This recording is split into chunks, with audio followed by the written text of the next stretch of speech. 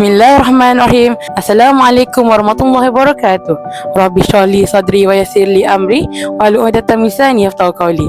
Nama diberi Nurul Adila binti Jamal Dagalan 411. Hari ini tajuk saya sangatlah mudah, iaitu mencari sakinah di dalam hati. So, mesti korang tertanya, apakah maksud sakinah?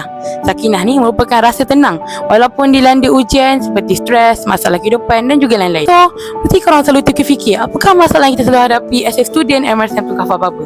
So, first mesti korang terfikir, terlalu fikir pasal result kita, terlalu bandingkan diri kita dengan orang lain. Yang penting assignment yang terlalu banyak.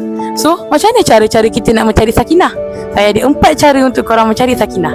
Yang pertama, solat. Solat ni kita bukan buat sekadar siap, tapi insyaAllah kita cuba perbaiki solat kita. Ketika bacaan surah sunat, kita mulakan dengan 3 qul dan surah-surah yang korang ingat tu. Next, kita lebihkan kepada doa.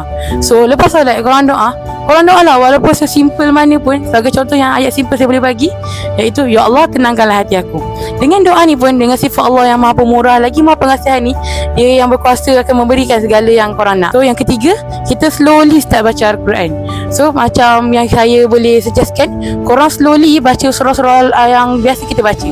Bagi contoh Ar-Rahman, Al-Waqi'ah dan juga Al-Kahfi. Dan sekali ni saya rasa memang sangat penting lah, iaitu kita kurangkan scroll TikTok ataupun benda yang melalaikan.